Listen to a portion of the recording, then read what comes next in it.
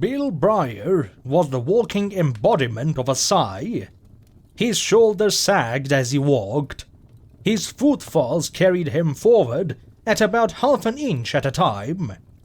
He was dressed in an inoffensive way that somehow caused a reflexive sort of revulsion to all who saw him.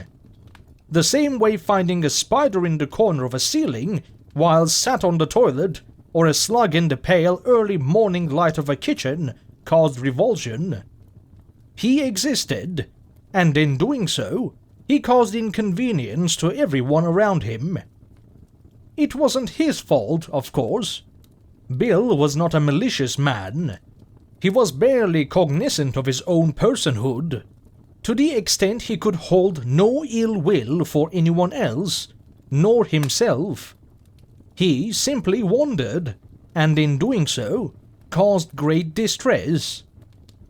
Bill Briar had died. When? He couldn't quite say. The government department that recorded such things as births and deaths could, however, and to their knowledge, he should still have been dead. Instead, he walked the streets of his town. It was the same town he had died in a few days prior. There was no autopsy, no inquest, no need. He had simply keeled over and died of having been alive for too long. The police were the first ones on the scene. An ambulance might have been, perhaps, if the undertaker was the one to report Briar first. As it happened, it was a woman at a grocer's who happened to be the niece of Bill Briar. Through her screams, the operator managed to hear that someone was walking around in the clothes of her recently buried uncle, wearing his face.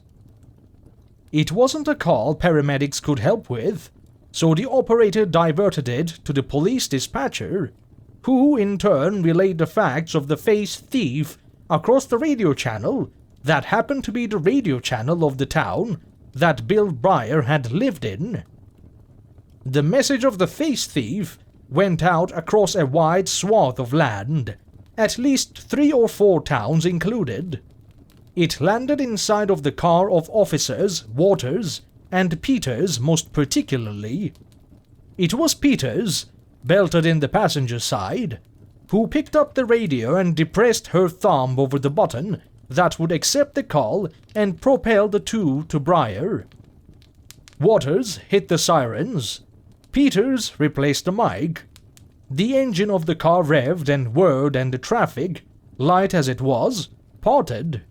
Within no time at all, they were at the grocer's. The niece, her name was Billy, short for Rebecca, was pale as the moonlight that bounced off of the windows of the stores that flanked the street.